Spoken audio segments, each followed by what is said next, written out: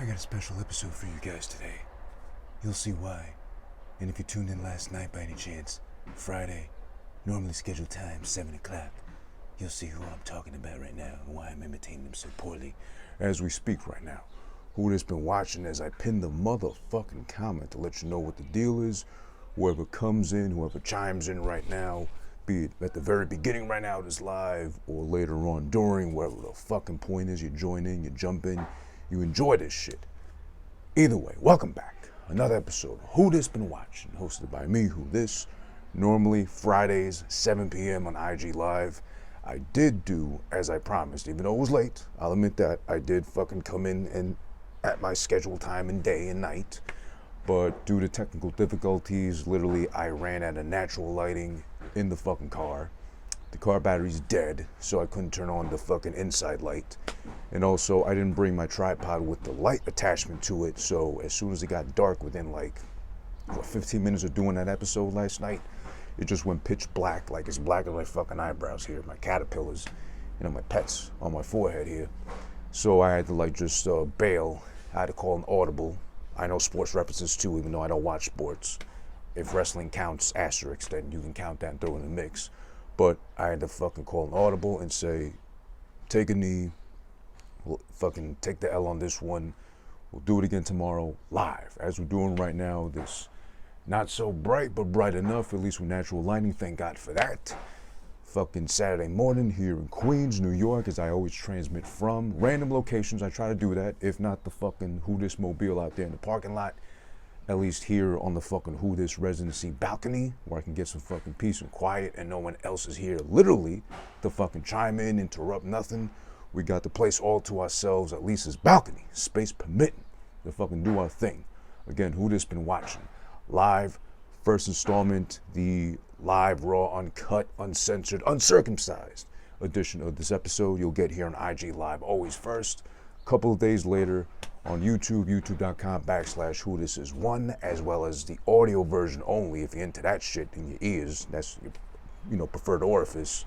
You can do Who This Been Watching on all podcasting platforms of your choice. And shout outs to Spice It All for joining the live, at least briefly, or chiming in, whatever you feel like doing so. As you can see in the pinned comment, brother, Out for Justice from 1991, starring Steven Seagal, is the focus of today's episode for Who This Been Watching, the movie recap/review podcast. I do it live first here, and then throw it out there to the podcasting platforms and realms, as well as YouTube as well. And shout outs to you, Ashley. I'm not going to say your real name, just so that's private, but happy late birthday to Spice It All. I did post on your timeline on Facebook as well, but just again for greater emphasis. Saludos, feliz cumpleaños, and happy birthday, since we're both Peruvian. We got that bond. And also, as I'm sure you remember fondly, we're not too far removed from our wonderful, intelligent, bright, funny, amazing professor, Louis A. Luca, who passed a year ago. I forget, maybe around the summertime or so, but we're not trying to remember deaths here. We're trying to remember his birthday passed March 25th. So always shout outs to him. Rest in peace, Louis. And much appreciated. He's the one that brought us all together in the same cluster group, and that's how we all met and been friends ever since then. So again, shout outs to you, shout outs to Louis. Rest in peace to Louis, more importantly. And also, I guess to start off today, since today's star, today's film, today's topic, co-starred with someone who just passed, unfortunately, as well, in the music community, big in the hip-hop. I grew up on that. Did his thing with the movies as well, too, so household name-ish. I'm not going to say big on a scale like Snoop Dogg or like even 50 Cent like that, but I think close enough. And because he had a big enough hit with Party Up in Here, rest in peace to DMX, Darkman X, Earl Simmons, I believe Junior or the third or something like that. I'm not too certain on that part, but I know it's definitely Earl Simmons. Then again, he had so many children before he passed at 50 that I'm sure numbers weren't his strong point, and that's a joke, not to make fun of the dead, but just, of course, light humor. Everybody was made fun of, guys with, too many kids. I think he had 9, or if you were into sports and basketball, Sean Kemp had, all of them, whatever. And yeah, shout out to you, Spice. Well, appreciate you. You take care as well, and do your thing. Enjoy your Saturday, and yeah, we'll be in touch if anything. And again, happy late birthday to you, bro.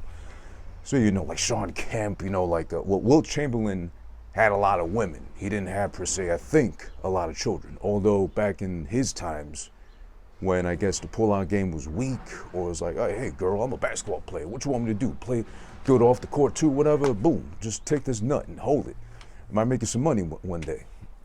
I'm sure maybe if he's had allegedly, like he says in his book or whatever it was, like close to 10,000 women and such, at least of those 10,000 alleged women he had, there's got to be at least a good maybe like, if he bust and he didn't pull out and he had no shame in not pulling out, there's got to be at least like 50 kids like around this fucking world of ours who haven't been owned up to as far as being a Wilt Chamberlain seed. So it's a matter of, it's alarming because again, 10,000 women allegedly. You have to factor in the ratio, the percentage-wise, what could be, makes sense. We got to get some Chinese mathematicians, scientists for this one with the fucking, that thing they used to, oh God, what was that thing called? That thing they used to fucking like with the beads sliding left and right, whatever, that the Chinese were like experts at.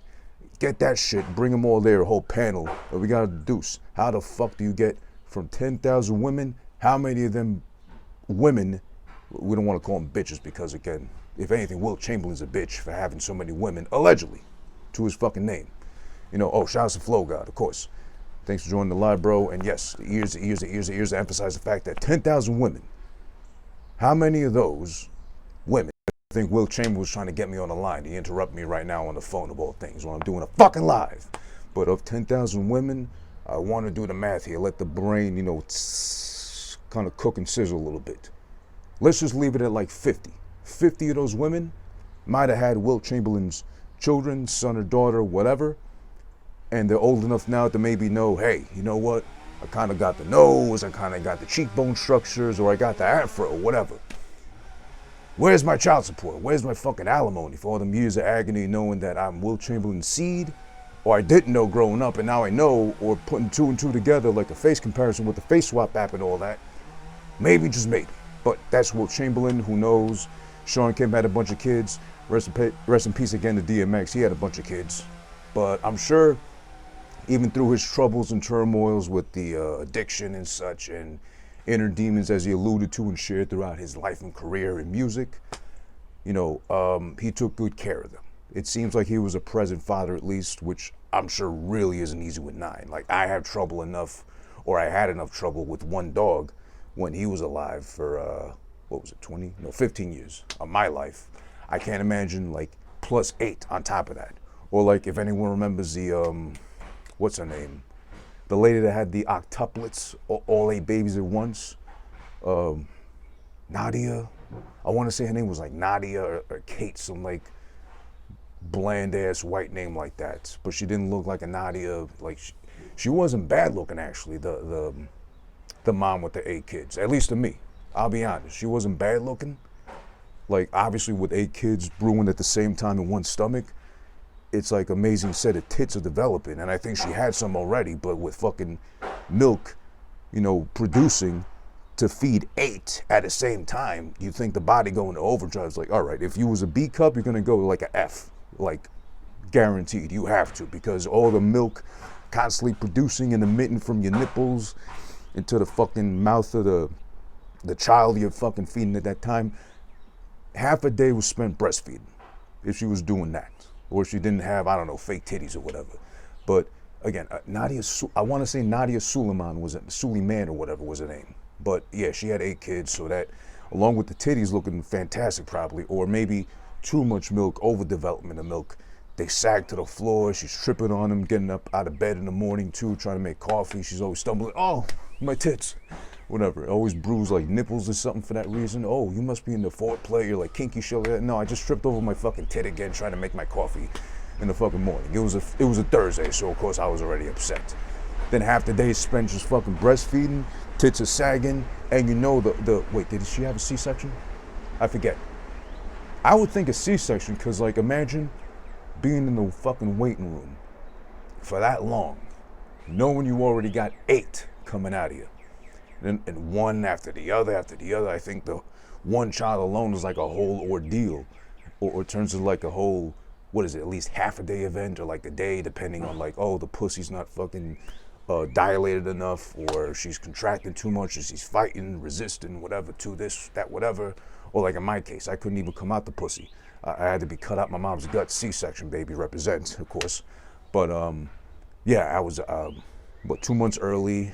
I was choking on my umbilical cord. And also I was like gonna be born feet first, so I was gonna come out like, you know, two-stepping to fucking step up to the streets and shit as soon as I popped out the pussy and shit. But no, they said, you know, we can't let him do that. We can't let him shine like the star he is. We'll let him wait till way later on in life to do that, and just cut him out the guts now, save her the trouble, save you the trouble, and I was dying otherwise, Betty had said. So I guess they cut me short of my quick road to stardom. Imagine that, like a dancing baby, like I'm fucking doing all this shit. I'm like Chris Browning at like 2 minutes old and shit already. I'm grabbing onto the pussy lips like I'm a fucking puppet and pulling me like strings like that. I kid, of course. But recapping, of course, bringing it back full circle. Nadia Suleiman, I believe that was her name, the octuplet, octomom, wasn't bad looking. I know she did porn afterwards, which I want to say I did watch. I don't know if I enjoyed it. If I don't remember, obviously I probably didn't, but it's like Kim Kardashian. I remember seeing her porn, her Playboy, her porn, willingly, of course. It's not like anyone forced me to watch it, nothing like that too. I watched every embodiment of it, and I enjoyed it. The Playboy magazine fucking edition. I remember I bought like 3 copies for research purposes, of course, to compare, make sure every copy was done justice and done right, proper amount of attention paid to each one, as well as the fucking porn tape. Well, the porn tape wasn't enjoyable for the fact that it's a love-hate. I love that a girl with a body like her, and as attractive as she was initially to me, the early Kim Kardashian, the Armenian-looking Kim Kardashian, was doing something like that and blessing the fucking porn world with her body. I didn't love that she was like a dead fish. And pause. By the way, pause just in case, in the forefront, to take as big a dick as the one that Ray J had and to still be a dead fish, either she's low-key a great actress or she's like numb to all sorts of pain, because I would think that thing, as big as it fucking was hitting internal organs, at least like brushing her rib cage or whatever, or something, like doing a lot of remodeling, internal organ-wise speaking, on her. And she's just like, yeah, oh yeah, I love it. And you know how she talks, that fried vocal cord voice of hers, straining whatever for no reason. But I mean, love or hate Kim Kardashian, I hate the way her body's shaped right now, because it's like, I don't know, someone made a meme about it the other day, like the hips are starting to look like a wishbone on a turkey or whatever you pull it from. So it's starting to look ridiculous. I think same thing with Black China now, of all things. She's like unofficially a Black Kardashian. She's doing God knows what to her body for no reason. She was already an attractive girl already beforehand, but I don't know. Too much of the Kardashian influence perhaps, or I think she was already on that shit. And it only got worse when she got with the Kardashians, at least that time with Rob, of all people. So yeah, she was doing her thing there, and it's not looking good. When you look like a wishbone, or shaped like it, or like a horseshoe, or close enough to it, it's unattractive. I don't like it. I enjoy a big old ass in front of me. I don't mind having that ass sit on my face, doing whatever's gotta do, you know. Like I said before on plenty of episodes, like a 1999 J-Lo ass was like the epitome Hall of Fame top 3 of all time dead or alive asses. That's a given. A young Kim Kardashian, still looking Armenian with the unibrow, with the natural bronze tone, skin color to her and everything too, or sex tape Ray J, immense dick going in and out of her. Her still dead as a fish Kim Kardashian, that was peak chef's kiss fucking Kim Kardashian to me. But I don't mind that. But when the ass, or I mean the hip structure, whatever you're doing with it, starting to look like a horseshoe, a wishbone, someone grabbed the rainbow from the bottom ends and just trying to break it because they hate like the LGBTQ community for no reason or whatever, you know, it looks like that. It is starting to not look normal. So that's why I'm not so in love or enamored with Kim nowadays anymore. I mean, besides the fact she's breaking up with Kanye, not so much because of that, but just because, I don't know, like, I stopped watching the show years ago, so that's where I fucking kind of lost interest. Oh yeah, shout out to Xander Z Way Official for joining. All right, from Xander and Stone podcast. Yeah, shout out to you guys both. Brand new fan of that podcast. I'm really enjoying it. The supernatural and scientific stuff has always been, or conspiracy theory too. I've always been into that stuff. I don't buy into everything, but I love hearing it, weighing it out. As a Virgo, I love being able to think outside the box on a regular basis and just be able to explore the outer realms of what's going on here on Earth, outer space, you know, stuck in the clouds, whatever too. It's all fantastic. I'm a fan of the show. I'm listening to the one you put up on Thursday right now, actually. I was listening to that on at the gym. I just started, so like I'm 10 minutes in, I think. Gave you a shout out on an episode this week too. Oh, right, okay, cool. I appreciate that. I guess just because I voted for you guys on the thing you posted up too, which no problem at all. That took like 2 minutes, less than that, whatever. So spreading the love is important. And a request to do your next live video without your oh, you don't want to see that. Believe me, I need the fucking hit abs. I need the like. I'm like a hairy mess down there too. I'm like, I got close to nothing up here. I had to really shave down, and the body hair. God is a good practical joker with me, at least, because I don't know what's going on. My eyebrows, they keep growing in. They come back with a vengeance whenever I wax them or thread them, whatever. The body hair, like I even got hair on my arms that haven't been there before, whatever. Too, my nose hairs, I just had to trim them now. There's like accumulating. It's like I'm Greek, I'm Armenian, Albanian, something like that too. But the head is what I started to lose, and I've been getting too lazy to shave the top of my head. So I'm not even doing a good job as a bald guy now. Newly like acknowledged, owning up to being bald. I mean, but you know, still. I mean, you have a preview there with like the hole in my shirt. This is an old ass shirt, so I just threw it on because I just came from the gym, whatever. But yeah, maybe in the summertime if it's too hot, I'll wear like a tank top or something. But that's as close as you'll get because it's a mess down there. You know, I'm pale. I need a tan, and yeah, it's a mess. Genetically, I'm all mixed up and all over the place. But thank you for the love and appreciate the support and shout out on the podcast. Also, anyone tuning in right now, check out their podcast as well, Xander and Stone, for supernatural, scientific talk. Very funny, very entertaining the whole time too. So I'm a brand new fan. I can absolutely vouch for it. So thanks for joining in, chiming in as well. Yeah, without further ado, I mean, also, well, yeah, shout out DMX, rest in peace to him.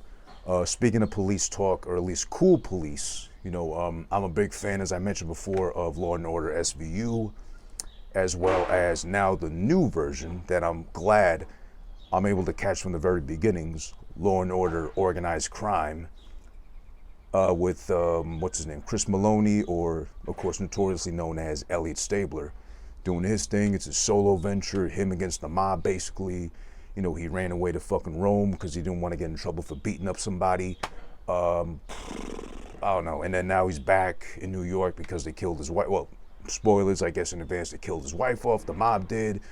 Then the mob's son killed off the mob dad. And now he's the head capo. So now he's after his ass. But he's covering up all his business with like pharmaceutical shit and like being a legit businessman. But he's like into black women, which is cool. But his dad hated him because he was into black women like that. But then again, the one he's with now, he divorced a black woman, a very good-looking black woman, by the way, and has a current wife now on the show, at least his son does, that's like, I think she's Afro-Caribbean or Afro-Latina, one of those things. But she's Spanish, she looks black, you wouldn't be able to tell she's anything else but that, but yeah. It's a whole thing, it's crazy how they brought that in too, and I hate to say, but of all things, I love that they did, but I hate that they brought him in for that role specifically. Chaz Palminteri, shout outs to him. You're a legend, rock on, bruv, keep it real. Yeah, you too, man, Xander, appreciate the love. And again, Xander and Stone podcast, really entertaining, good if you're like me into conspiracy theories or always want to learn about that shit. So that's always fun to do. Check them out. So I love that they brought in Chaz Palminteri, but I hate that they brought him in for that role because he's always got and always has had that kind of, what's the word I'm looking for? maybe like a taboo or something, like something attached in because of A Bronx Tale, which I've always loved. From the first time I watched it, every time I watch it back too, I've always enjoyed it. I think more because it's a Robert De Niro directed thing. And as I grew older and got to know more about Chaz himself, I fell in love with the story of how A Bronx Tale started from like an off, not even Broadway show, but like a show out in LA of all places, something like that too. How he came up with it himself. It's his own baby, his own fucking brain trust that he came up with that was so good that had all kinds of celebrities coming looking for him to play the role of C.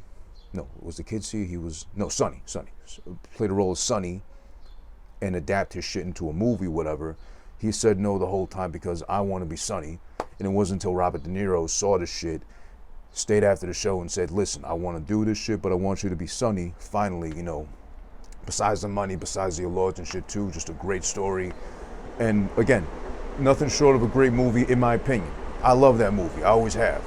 At some point in time though, I did feel kind of like bad, guilty you could say, about like enjoying it too much, because I think it was before him. I kind of felt away sometimes after watching it so many times. But it wasn't until Deezus, from Deezus and Meryl, shout out to them, big fan of theirs. It wasn't until Deezus said randomly in one podcast or one of the live shows they do, whatever, that like I can't enjoy A Bronx Tale because being from the Bronx, it depicts like an actual point in time in history that did exist, but I don't like it, I don't watch it just because it misrepresents me, it's like offensive to me and shit. Like, I understood that, and from there I kind of felt like, he does kind of have a point, but it wasn't until Chaz himself on his podcast now, which you should absolutely check out as well, the Chaz Parliamentary Show. If you're a creator or creative, whatever, definitely recommend it, because he's dropping gems every episode. It's like a masterclass, like a TED Talk for free on YouTube and every podcasting platform too. It wasn't until he cleared it up himself and said, yeah, believe me, I know what was going on, but I also had to paint that story and present that narrative as well because it was actually happening.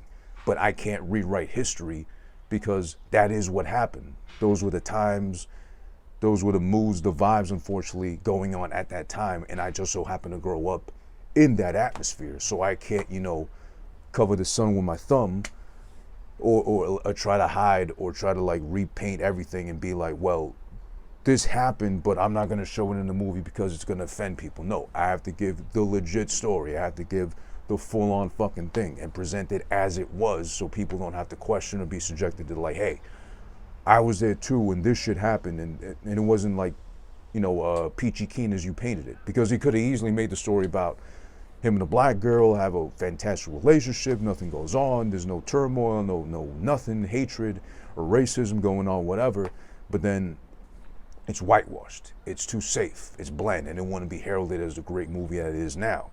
He presented it as is, and because he presented his case as far as this is what happened, I'm sorry it did, but I'm not condoning it or endorsing it, I'm just showing you everything that happened around my life where I grew up and the real times. Then I was able to go back to the movie without, not so much guilt, but like, Deezus was right, but then Chaz is also right. So I just went back and enjoyed the movie because it's a movie. I totally forgot it's a fucking movie at the end of the day. Just enjoy it, take it as it is. It's not there to offend anybody purposely. It's not like a Klan film, it's not like a Nazi film, it's not any of that shit. It's just a movie about the times, somebody's life story growing up in the Bronx during those times, unfortunately. And I mean, racism's still alive. They just be concealed it. Shout out to Kanye for that one. But that's what it is. So that's A Bronx Tale. That's Chaz Parliamentary Talk. That's Deezus Talk. Deezus and Meryl Talk. I don't know. So yeah, better yet said, so going back to SVU, I sidetracked a lot. So going back to SVU, I do enjoy it, I still do. 22 seasons, a lot of people are still enjoying it, still big fans of it too. Organized crime seems like it's gonna be pretty good, but I like that they're doing mostly, it seems to be solely on Stabler and him dealing with losing the wife, having to like take care of the family now as the official, well, he was always the head of, but now the only head of the family without Kathy involved. And it seems like the series is just going to wrap around him entirely and him taking on the mob or organized crime, whatever you want to call it too as well, which is a different take. I don't watch Law and Order, the regular one, because I can't stand it. Like, I don't like the cast. I don't like any of it at all, to be honest. SVU, however, I love because it used to be the balance of like the cast, their stories, just enough, but mostly about the case, whatever's going on, whatever they're dealing with in that episode. Along the lines, it got a little bit too much more like drama involved amongst all of them, how they all kind of weigh in on separate things. And then, oh yeah, just by the way, a case is going on too, this, that, the other, developing crime, whatnot. They have gone back slowly but surely to like, okay, we're going to stick to mostly the crime and then pepper in the fact that, oh, Benson has this going on, Tutuola has this going on too. I don't mind everything meshing together, but when it's all fucking intertwining like that too much, or too much character development without like, hey, remember we got cases to solve and fucking crimes to resolve and people to put away in jail, that's where it kind of lost me a little bit. But I have been loyal to it, and I've been loyal to this season, especially because Stabler's coming back. He came back, did his thing, and now he's doing his own thing with organized crime, which is fine and dandy. I appreciate it, and I got a good feeling about it. But I don't know how long they're going to stay solely focused on just Stabler, and how much organized crime really is that big a presence nowadays to like really make another season and more seasons just solely based off that element. But we'll see. I like it. I love SVU. I'm loving organized crime so far. Stabler's back, at least unofficially with SVU, but at least solo with organized crime. So shout outs to Chris Maloney, shout outs to fucking Mariska Hargitay, or Benson and Stabler, better yet, as they're known as. Everybody creative behind that shit, so we'll see where it goes from there, pretty much. Speaking of cops, and not cool cops, not so much cool cops at least. Now, to the nitty gritty, to the main focus of today's episode. Who just been watching again, by the way, episode 21 today, as you can see pinned in the comments. Oh, did I pin it or not? Oh shit, I didn't. Oops, I apologize. I meant to pin that comment just so you know what we're talking about today. Today, the focus is on, of all things, a Steven Seagal film. As I mentioned in the stories, if you saw my IG, you'll see right now. Out for Justice, 1991, 30 years old, on April 12th to be specific. So we're just shy of a couple of days removed from when the film turns 30 years old. Of all things, a Steven Seagal film. So is it enjoyable? It's more watch at your own risk. It's a guilty pleasure. I'll explain why. I'll go into detail because holy shit, I made a bunch of notes about it because I can't call it a classic. If you're a Steven Seagal fan, according to you, it's a classic, which I don't identify as. So don't lump me into that box. Don't fucking box me in like that. But better yet said. Okay, so listen. 1991. Steven Seagal decides to fucking cast himself, most likely, because we know how much of an egomaniac he is. Do his thing there, like, hey, I want to play a cop, but I want to play a cop from Brooklyn, of all things. So cast me right, goddammit. And somebody had to put a fucking script together, slap that shit together, make it make sense of all things. But of all things, he didn't really have to be, or pretend to be, badly pretend to be, an Italian cop born and raised in Brooklyn, of all things, because, here's the fucking bow on top of the shit cake present, whatever you're getting already, with Steven Seagal as the lead actor. They name him Gino, on top of everything else. They could have gone with a Tony because with his fat face and that perfectly immaculate fucking neat ponytail of his that never moves or never gets disheveled or no hair strand out of place whatsoever. Throughout the fights, throughout the chase scenes, throughout fucking adopting puppies picked off the street or picking up hookers and looking through the dead bodies and tampering with evidence like that, hair stays in place. But then again, that's when he had a natural hairline, not like today, that fat fuck making Chinese films that no one wants to see here anyway. He knows better. With it painted on, sprayed on, I don't know, vampiro looking ass hairline of his now, which I'm sure LeBron's jealous. But then again, he has billions and still can't figure out scientifically or economically wise how to rebuild his hairline. So there's that to worry about. But of all things, they could have easily gone with a Tony, they could have gone with a Louis, they could have gone with at least a neutral name like Mike. But no, of all things, Italian names to give him, that he doesn't look a thing Italian. Again, fat face, lumpy cheeks, circles under his eyes, no fucking eyes to begin with, too. This fucking little squinty shits he's got going on. These little, like, I don't know, slits he's got for eyelids, pretty much. They name him Gino. It's not believable. I don't buy it either. I don't care how many times you watch this, and as bad as the fucking accent is throughout the whole movie, at least he tries to act. At least he tries. It's not like, Jean-Claude Van Damme in Street Fighter, where of all things, he's pretending to be an American commando or GI or whatever the fuck God was. But, or even worse, Bloodsport, when he's Frank Dukes, pretending to be the fucking American over in Thailand or wherever Asian part of who gives a fuck he's over at, doing this thing over there, beating people up of all nationalities, of course. You know, doing this thing is Frank Dukes, like, my name is Frank Dukes, put up your dukes, or whatever the little Asian guy said to him too. You know, Frank Dukes, put up your dukes, whatever. But that's the biggest blemish, and I'm surprised. I don't think a movie like that nowadays can make it, just because I think, of all things, they don't seem to be so bothered like the woke community, like the libtards out there now.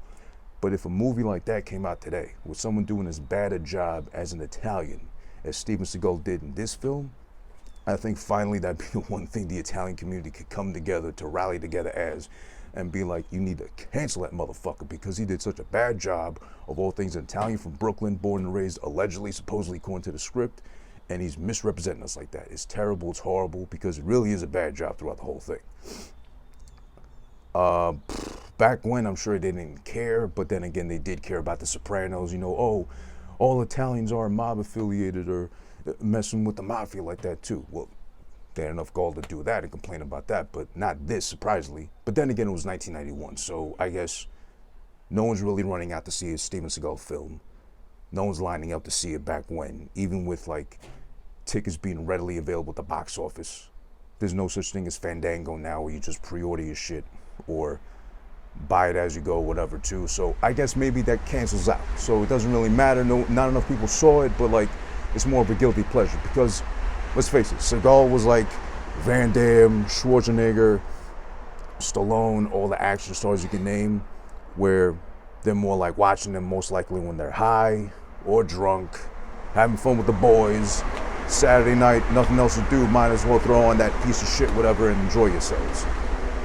But, so if you want a recap of Out for Justice, which again, Out for Justice alone, with Steven Seagal attached to it, I think you already got a clear red flag right there that you're not gonna enjoy yourself, or you need to be under the influence of something to enjoy this shit for like, thank God, less than an hour and a half long.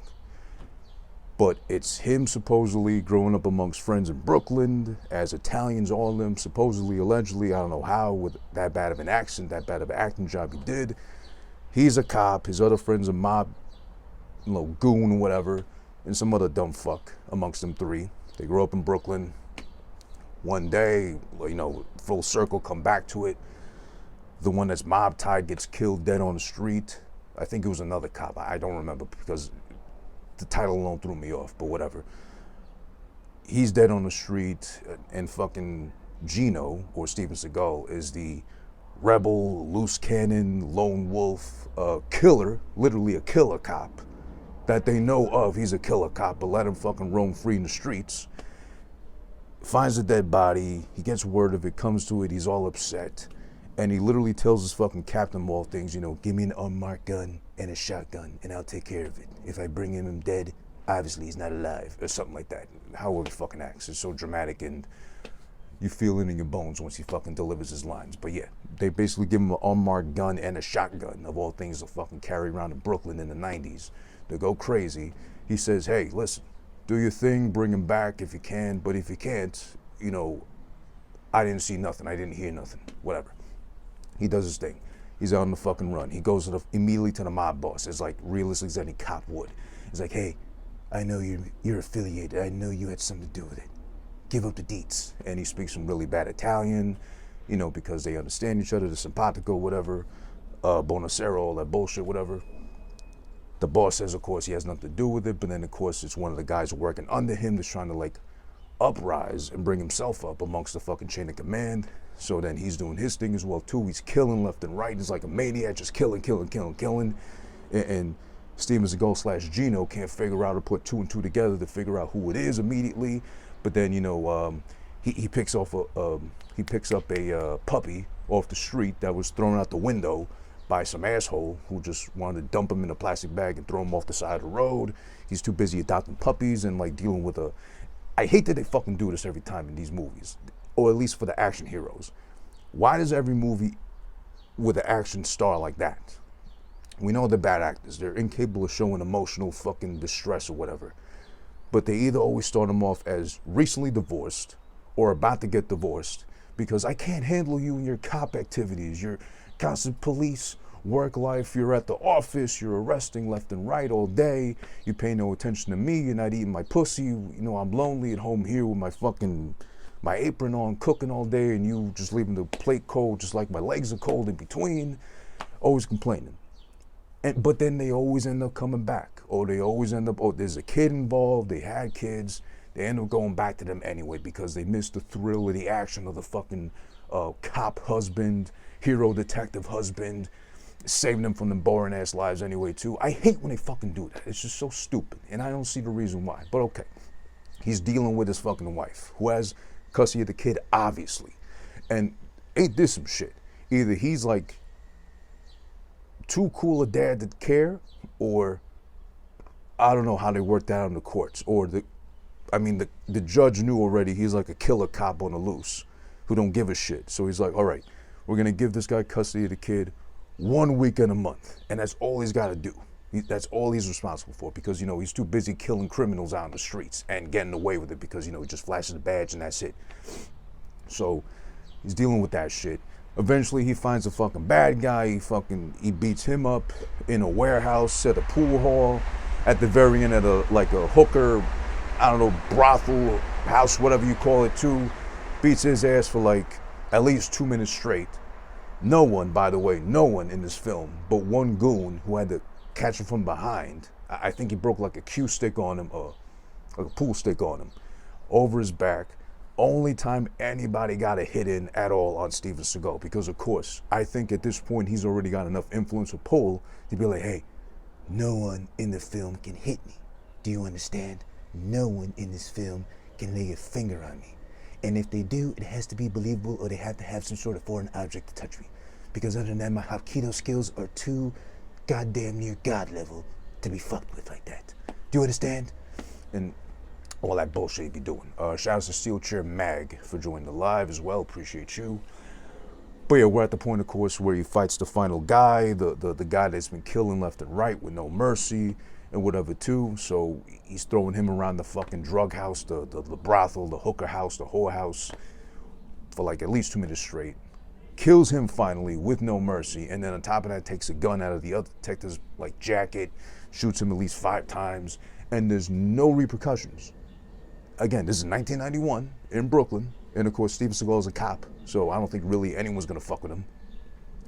Shoots him dead. He's already dead with what do you call those things? The wine bottle openers clean to the fucking skull in between the eyes. He's dead already after getting beat up and humiliated for like 2 minutes straight as a fat fuck. So he was like already gonna pass out winded afterwards or have a cardiac arrest for fighting too long. Shoots him dead, point blank, while he's already dead 5 times. And there's nothing that happens to him. He's off clean. He's able to go back to his kid, who he can't even play baseball with because he's always on the job. There's a lot to say about this shit, but of course I got notes, a lot of fucking things I like to pinpoint out about this too. But here's the point though. It's a Steven Seagal film, so take it as you will. If you're a fan, I don't mean to offend you.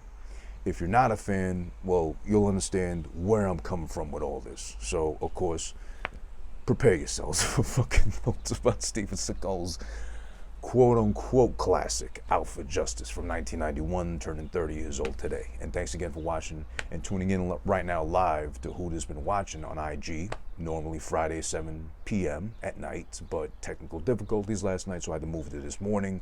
Here I am, of course, boom, boom, boom, I'm present. Bada bing, bada boom.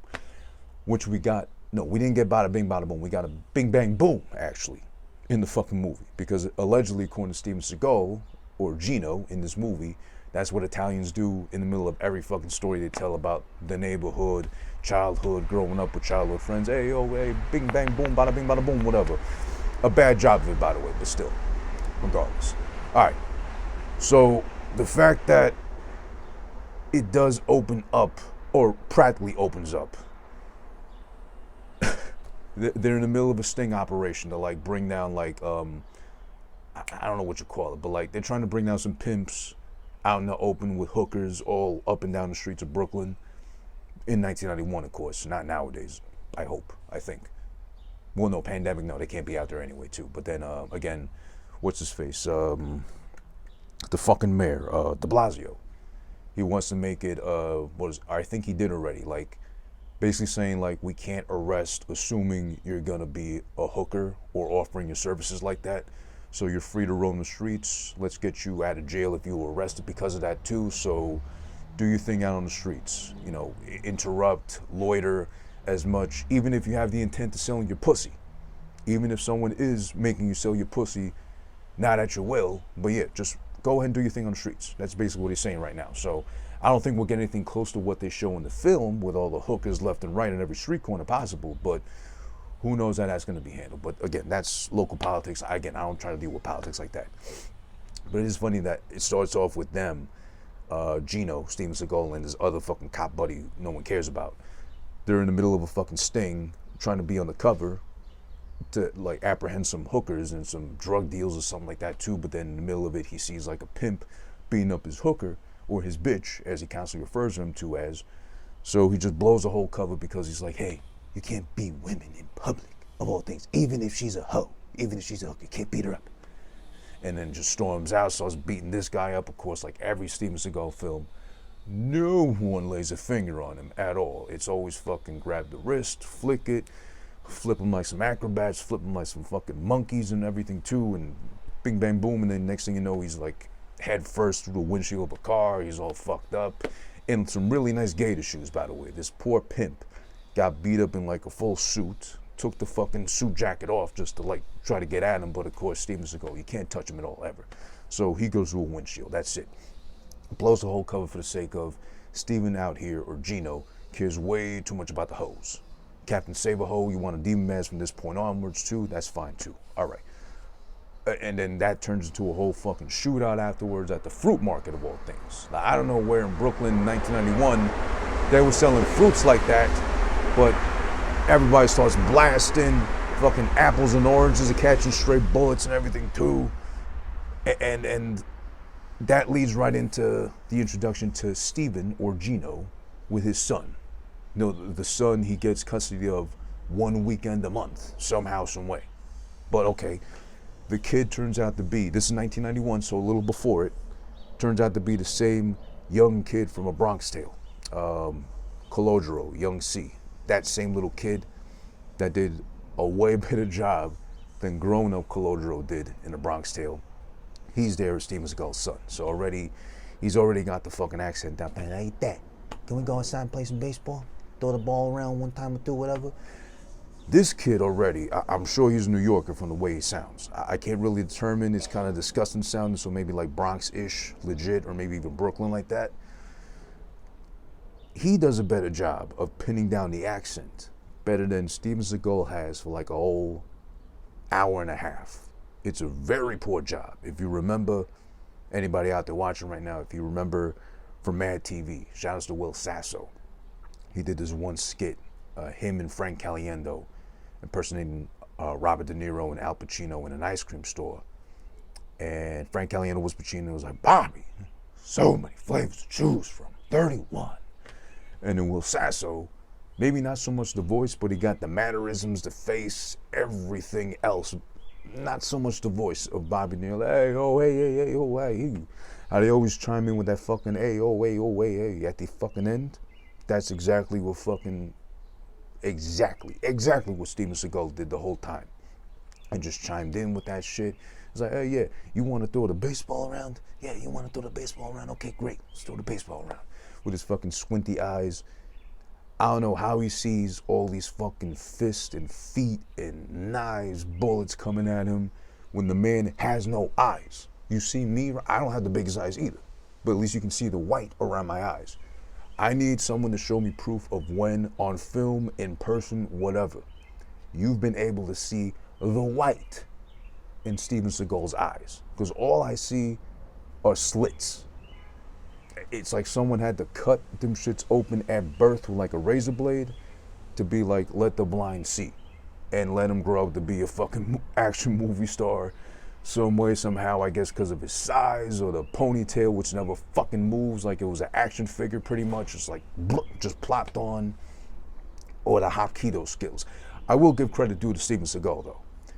Hapkido, or the art form he does, the martial art form, excuse me, that he does, has always been cool because it's literally just fucking taking somebody and throwing them right back at themselves, or just flipping them over with the greatest of ease. It's like a no-brainer kind of martial art form, because, you know, Taekwondo, I used to do Taekwondo. You gotta learn how to properly punch, properly kick, hip toss, this, that, whatever. Then there's the advanced forms, you know, Judo, which I'm still trying to learn eventually.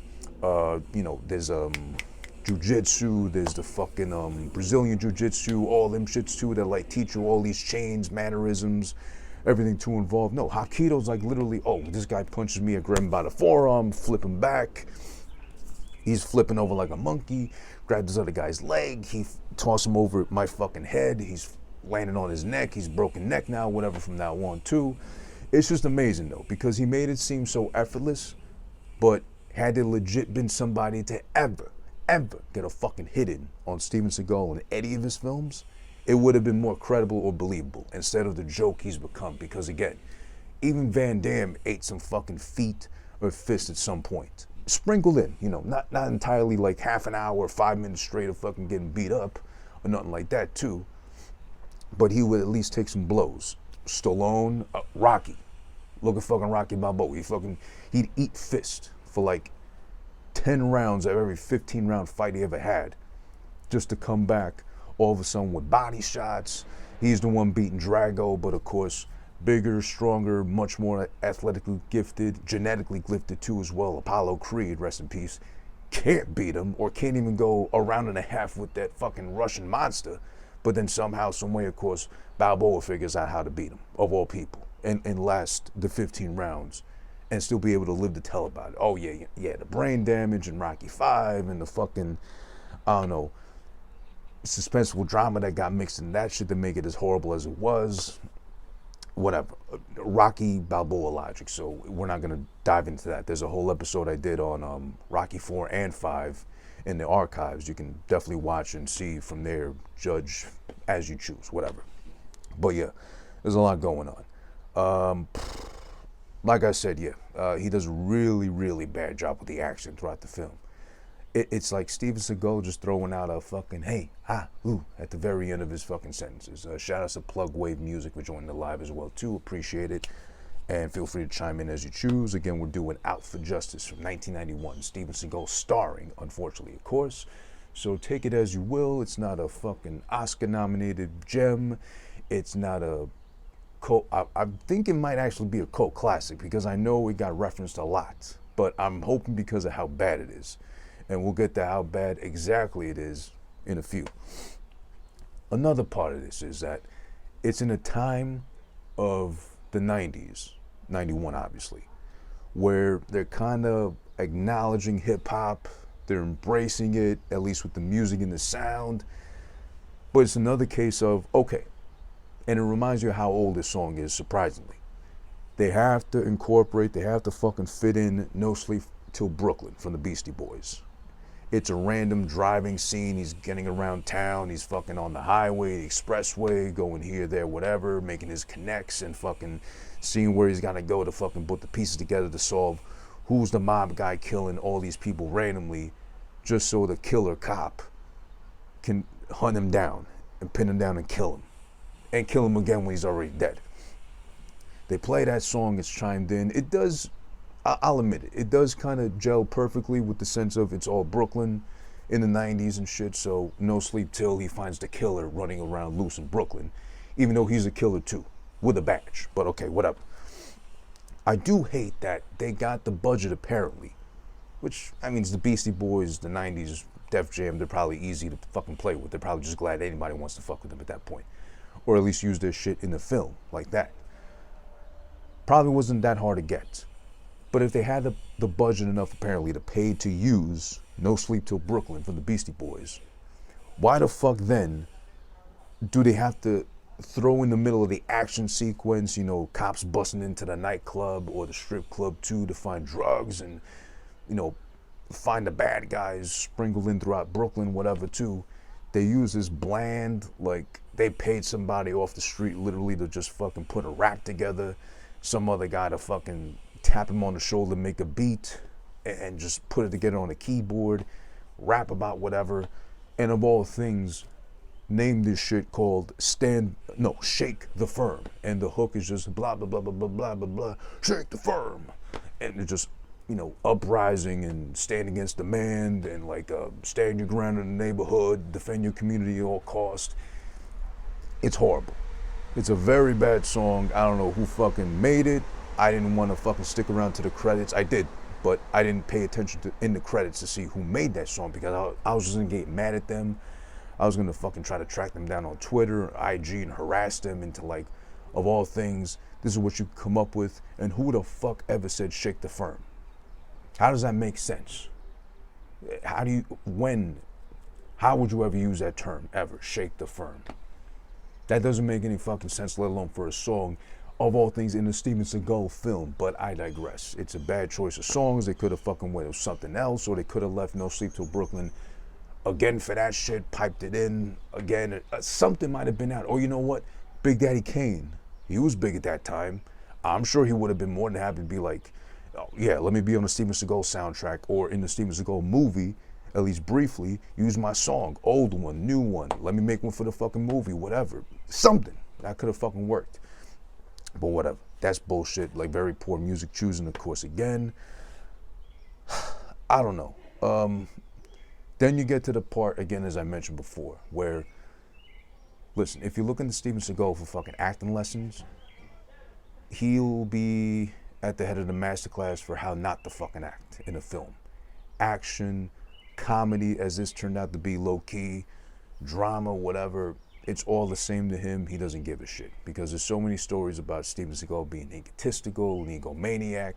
I think there was a story about, he told one of the guys, part of the cast here in this movie, from Brooklyn, born and raised, that he had to work on his Brooklyn accent. And of course, gotta respect Brooklyn for the 90s. That guy barked back, well, no, you're here in Brooklyn and you need to work on your Brooklyn. And before you tell me to fix my Brooklyn. But yeah, there's that. I don't know why no one fucking protested this. Like, supposedly how Italians got all proud of themselves and happy with, you know, Rocky and all the embodiments of when that came out back when. I don't know how those same people weren't immediately dogging or protesting the fact that he's allowed to do his thing with the accent, play around, tweak it to his liking and favoring. I mean, it's bad. It's bad throughout the whole fucking thing. He's like, hey, why don't you pass me the cannoli, huh? It's on that kind of level of just like cringe. It's really bad. Like even fine ass Gina Gershon, a young Gina Gershon, who is again a piece of ass, does her thing, plays the role well, chimes in, funny when they fucking got the camera on her too. Way better job than he does. And I'm sure he's the one that came up with the idea some way, somehow. Like, you know what? I want to play a cop in Brooklyn, but I want to pretend to be Italian at the same time so it shows my diverse range and I'm empathetic towards the ethnic communities and such too because I'm a mixed product, so why not? Let me do my thing. And oddly enough, you know, back when normal speaking Steven Seagal definitely sounded like a fucking Trump. So, I mean, not to say he's like MAGA man or nothing like that in that realm, hopefully. I don't think so. He seems like a good guy for the most part. He did sound like Trump, at least back when. I don't know so much now. Or at least he doesn't try to. At least he tries to open his eyes now, kind of, but with the fake hairline and the fucking, it looks like it's super glued on beard of choice of his, the Fu Manchu thing going on. I don't know, maybe he just kind of decided finally to speak up a little bit, or at least try to, he must fight to open those eyes. God, they're stuck on a permanent squint. She has a great intro though, Gina Gershon, one of the girls he knows apparently from the neighborhood. She runs a fucking nightclub. I think I could swear almost on it, the same set or the same nightclub setting they used in Carlito's Way was the same one used here, because the stairs look the same, the layout of the club looks the same. Even the upstairs office with like the glass tiles in the wall and shit looks exactly the same, where he confronts the guy in the wheelchair about, I forget his name. No, he wasn't. Carlito was Al Pacino, obviously, but fucking the other guy that was in the wheelchair, like, I can't even get it up, man, or whatever. Same build up, but she has a great opening line pretty much, like, hey, how you doing? How you been? Whatever. And she says, I can still get it wet. Now, at first, this was a head scratcher to me, because I thought, wait, is she talking about getting wet from sucking dick? Or is she talking about I can still get it wet from, I can still get my pussy wet, meaning I'm still young, I'm still, you know, having my periods every month, once a month at least, hopefully, or I haven't hit menopause just yet, because presumably they're all grown up here. I don't know how old Steven Seagal was legit in this role, but I'm assuming they're old enough to still procreate, all of them. And with a young-ass Gina Gershon, like how she looks in this fucking film, who wouldn't mind? But that was just a funny, like, icebreaker. I guess it's like they know each other so long, it's like we can talk about whatever. So that's the opening intro for her. And again, way better Brooklyn accent than he's able to pull off or attempt to try to pull off.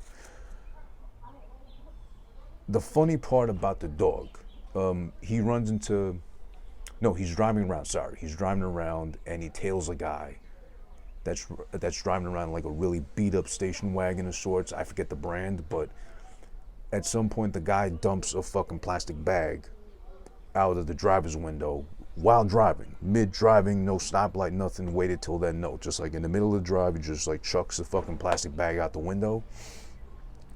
Gino, Steven Seagal, stops to fucking see what's in the plastic bag because it's kind of big and lumpy. Of all things, this fucking ticked me off when I saw it. And I know it's a movie, I get it, but still, if I happen to see it in real life, I'd probably do the same thing or want to do the same thing. He gets out the car, he opens the fucking plastic bag, it's a fucking puppy. And on top of that, it's a German Shepherd puppy, which they're adorable at that little tiny, tender age of fucking little furball, big old eyes looking back at you all innocently, whatever. And he only gets a look at the fucking bumper sticker that says something about let God handle him, some bullshit, but he memorizes it. And he says out loud, terribly of course, oh God, hopefully I run into you again, or whatever in this fake Italian voice, whatever accent going on. But that's not the crazy part, because I know that used to be a thing and probably still is now with drivers here in New York, where they just like drop the driver's window, toss some shit out, and then boom, go about their business. I have a friend who I won't name who does that notoriously still, I believe. Anytime we got McDonald's takeout, as soon as the bag's done, oh, let me get that, boom, throw your shit in there, and then right out the driver's window. Mid-drive too. He's not stopping either to like purposely do that. Or like I would, I guess maybe because I'm an idiot, I would stop, look for a trash can, get out, throw it out, and then go about my day. No, mid-drive, drop the window, chuck it out the window. Okay, you didn't see nothing anyway, doesn't matter. Someone will pick it up.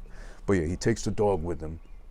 It's his dog. I forget what he fucking named the dog. It was something hilarious. It was something so Italian that not even a regular Italian would fucking think of naming that shit. I can't remember. But yeah, picks him up. But then later on in the film, when he's like, of all things, having to argue with the ex-wife, who for no reason divorced him, but now she's like regretting it every time she looks at him, or like sees him fucking killing somebody, she gets turned on or whatever. I guess mostly because they're criminals. He's not out here killing people like that. He's got a badge, so everybody he kills accordingly is a criminal, according to the police system. But he leaves the dog, the puppy, in the car alone with not even, I think, the window cracked open. I couldn't see, literally the scene was too dark to notice. But nowadays, if that shit came out, if the movie was like Oscar-worthy caliber, or you know, Cannes Film Festival winning, hands down, no one's disagreeing with that too.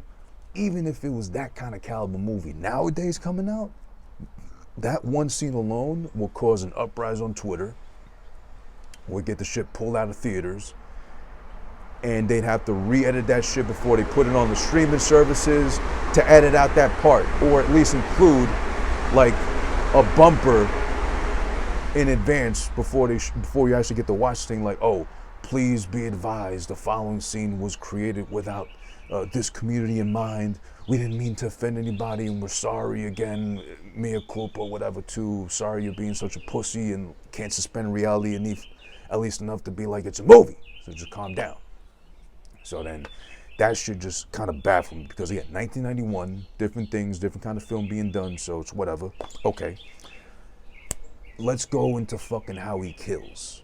Better yet said. Steven Seagal, again, we've established already in this film, so many other films, he'll get dropped in the middle of a room surrounded by like 50, 60 African soldiers with fucking AK-47s on each one of them, full clips, all that shit too, and be the only one to walk out of that room without a scratch on him, no fucking strand of hair in the ponytail, even out of the little fucking thing he used to tie it, just like not even breaking a sweat. They'll just come out of it with some corny punchline like, hey, got busy in there, didn't it? And just fucking walk away, go about his business and shit like nothing happened. We've established that already. Because the hot keto skills apparently can defeat all. It's like, he'll beat Goku, he'll fuck up Thanos, like he'll start fingering Darkseid if it comes down to it just because he wants to and he's bored before he just like decapitates him or something too as well. He is also, it seems to be a fucking marksman.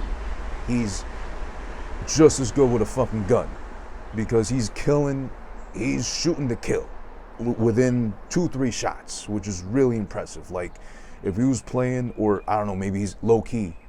Well, no, this is 1991, so it didn't even exist back when. But I'm sure now, even still, film Steven Seagal will fucking be an expert, #1 ranked in the world at fucking Call of Duty because he's precise hitting the fucking body. He's doing that thing they do in Call of Duty a lot too, where like they go for the head or they know how to jump with the gun staying still enough to hit the head only and or the vital organs like the heart and shit, whatever too. So immaculate skills right there being done as well. There's a really cool part actually where I don't want to fight anybody. I don't like violence. I don't condone it, whatever. But God forbid, and whatever. Who knows if ever that'll occur. But if it does, I'd love to have a fight in that cool looking of a pool hall where he's just fucking up guys for like at least 2 minutes straight. He's like, I need to find information. I need to know who knows this guy, where he's been lately, whatever too. Everybody tells him to go fuck himself. Like, just mind his business. Go somewhere else. And again, go fuck themselves. That's the emphasis, the vibes are putting out to him. He's like, and one guy says, oh, you wouldn't even have the balls to walk in here if it wasn't for that badge and your gun, whatever. So, of course, he's the fucking big man, literally the biggest guy in the room. He just empties the clip, dumps the gun on the side, and is like, okay, who wants to take me on? Who am I going to have to fuck up to get some information? Who am I going to beat dead to get some information? And then the guy just shouts out, okay, $5,000 for whoever can kill his ass right there, front and present. So, of course, the whole club comes after him. But again, like every action film, unrealistically, it's one guy takes his turn, gets beat up or killed, and then the other guy, not until the other guy gets fucked up or killed or whatever, only then he runs in. So they're all taking their turns, they're all waiting and shit. Like, if you remember, like the Batman Arkham games. Arkham Asylum, which great games and everything too, but unrealistically as well. Batman in a room with like 20 guys and shit. Everybody's just waiting their turn to get their hit in. Like they wait politely until the one guy gets fucked up. Then, oh, this is my cue. I can jump in right now. Boom, kick, punch, whatever. It's all perfectly synced. But it is cool because the way the whole club is laid out. The pool hall is laid out. People getting thrown through tables. You know, cue sticks over their head and shit. And then he does a very clever thing, which I would think would be the first thing to do, even before grabbing the pool stick, if you're ever in a fight in a pool hall, is to grab the cue ball, the white ball off the table, wraps it up around this fucking like a tablecloth, something like that too, and just starts whipping everybody with it. Bah, bah, bah, bah, bah, bah, bah. And even more hilarious, and to show you this is a bad movie, which no one fucking has brain cells processing and post-edit, is to throw in the sound of the cue ball breaking other balls when you're actually playing pool. They fucking chime that in every time he hits someone in the skull with a cue ball. Listen, if you ever dealt with a cue ball, I love pool. It's the one sport I'm actually good at, if you want to call it a sport, quote unquote. If you ever felt a cue ball in your hand, that's a weighty little fucking thing. To get knocked in the head with it, I've only had like a cue ball jump off the table, hit me in the fucking stomach, and I was winded for like at least 2 minutes because I wasn't expecting it either. I didn't clutch my abs or nothing. You get hit in the fucking head with that shit, and God forbid the temple, side of the head, whatever, hard enough, you're dead. Or you're at least brain dead, or you're stunned for like God knows how long, but that's taking you out. You get hit in the fucking forehead with that shit, it's gonna crack. The ball ain't cracking, it's gonna stay intact. Your head's getting cracked. Or you're getting brain damage of some sorts, but he's just like whipping and fucking throwing it around. It's a really cool, ingenious idea. God forbid you ever stuck in a pool hall fight. But it's unreal to fucking have the sound of the cue ball cracking against your skull, ka-ching, ka-ching, like it would against another cue ball. But all right, again, fast forward through that shit. He beats everybody up. He's fucking just a man. He's like untouchable. No one gets a fucking hit on him. He fucking breaks the guy's teeth with the cue ball. The guy spits out whatever teeth he has to say, hey man, you broke my teeth. And just whips him again in the face, and he's fucking presumably dead because no one's gonna take 2 cue balls to the face like that full force and live to tell about it. Or live to fucking chew afterwards, chew whatever. So, you know, orthodontist, all of them. Steven Seagal bad guys, or the goons that have to unfortunately fight Steven Seagal in these films, in movie canon, and suspending belief for momentarily and keeping it in the movie realm, those guys must be in and out of their fucking oral surgeons, orthodontists, and right after too as well, the chiropractors, the fucking orthopedic surgeons, all of them. Their doors are non-stop opening in and out, back and forth.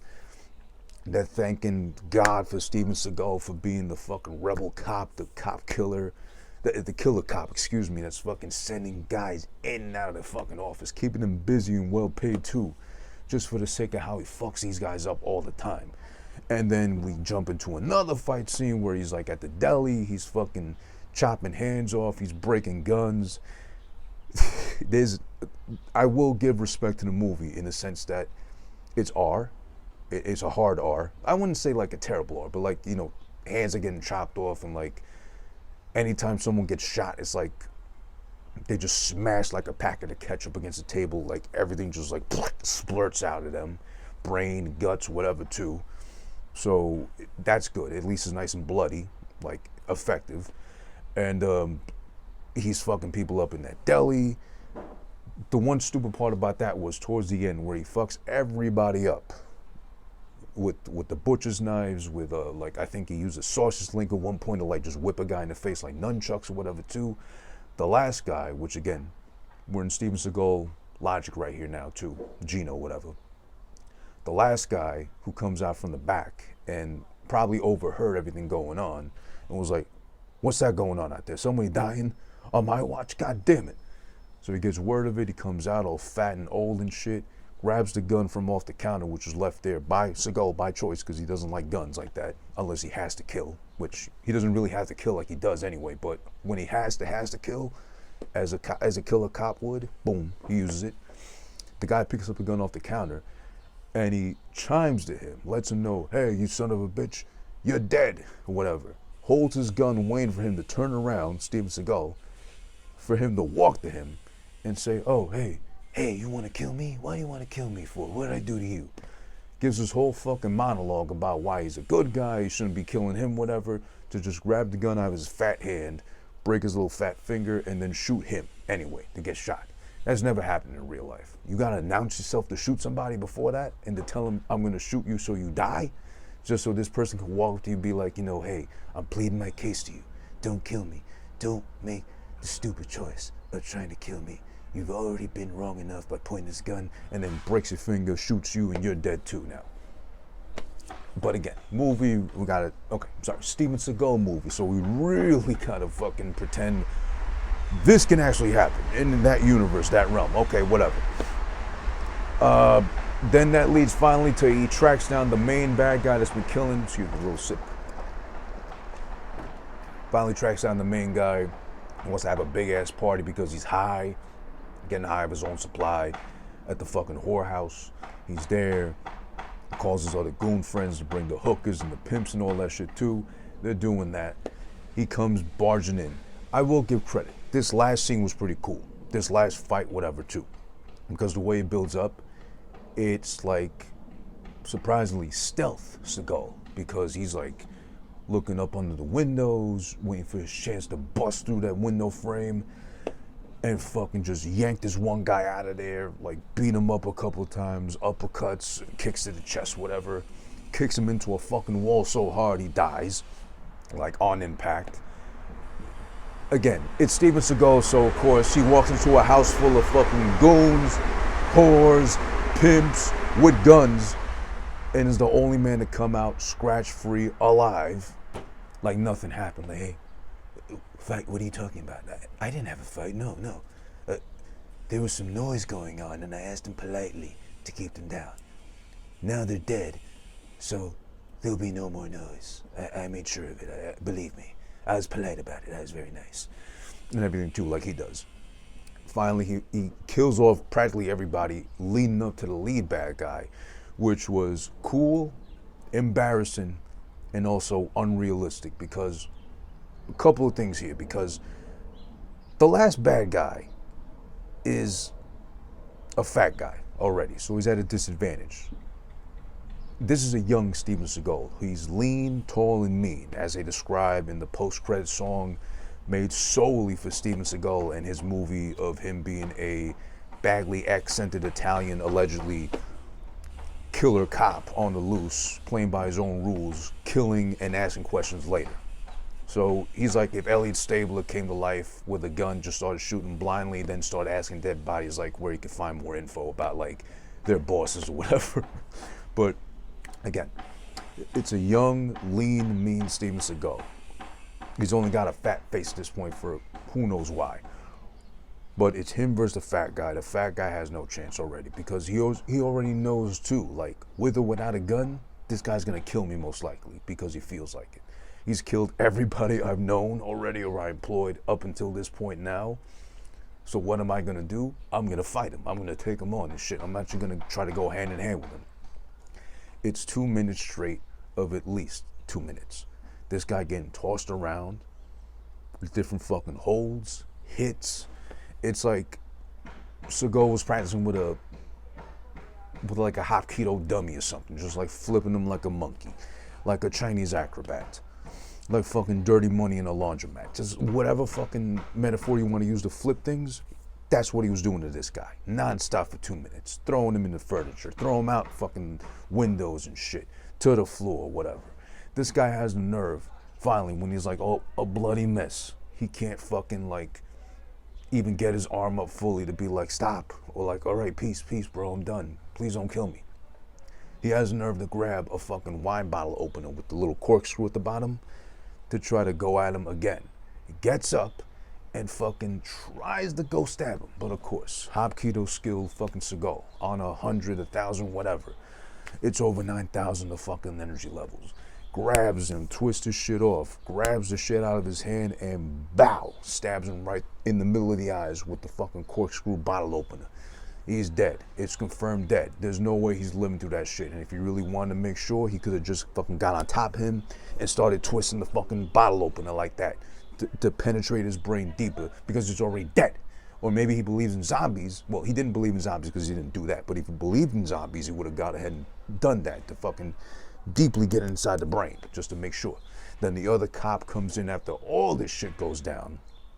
The whole house is fucked up. He might as well be beating up the house, because everybody inside like just rearrange the structures and all that shit too. Other detective comes in, it's like, oh my God, you finally got him. He's dead. Or whatever. I understand and whatever too. It's like, hey, come here real quick. Come here. Pulls him in, grabs the gun out of the other guy's waist, and starts shooting the dead body like at least 5 times. He's already dead. Overkill. That's his philosophy. The other guy's like, hey, no, man, he's dead already. You did what you had to do. It's over, man. Just let it go. Your friend's dead. So's this guy. You're even now. It's like, we're never even. I've been out for justice. Whatever. So that's the end of the film, pretty much. He gets his justice. Oh yeah, and at the very end, of course, because it's a lighthearted, I guess, vibe that we're going for, and for the animal lovers, the pet lovers too, as well. I like this part at least too. He finally catches up to the guy from earlier on that dumped the puppy in the plastic bag out the window, catches him on fucking, what is that? What's that called? Coney Island, out by the pier, the boardwalk and shit. catches him over there like dumping shit allegedly. No, he had they were buying hot dogs, and of course his ex-wife, all buddy with him again, like wanted to be part of back of his life again too, you know, for the sake of the kids, supposedly, allegedly, but you know, she really misses that whole thing. She misses the thrill, the action of coming back home after killing somebody off of that high and probably giving her some really good dick afterwards too. Like, I just killed a man, I had to kill 3 guys, you know, they got in my way. I had to flip them around a little bit too, but then they kept insisting on coming back, so I had to kill them to make sure they wouldn't ever do that again. And I was like, oh yeah, come here, boom. Stick it in me already, like you were killing them all over again in your mind. But yeah, they're together, they're getting hot dogs. The fat guy comes, he bumps the fucking ex-wife. He gets mad enough to fucking walk after him anyway. But then he sees, oh shit, the bumper sticker, it's that asshole. Yes! Inside, internally, he's going like that. So he fucking grabs him, he's like, hey, you like dumping shit out of your window? You think you're a tough guy? He loves asking that question about the film. Hey, you think you're a tough guy? You're a tough guy? Oh, you're really tough, huh? Okay, show me how tough you are.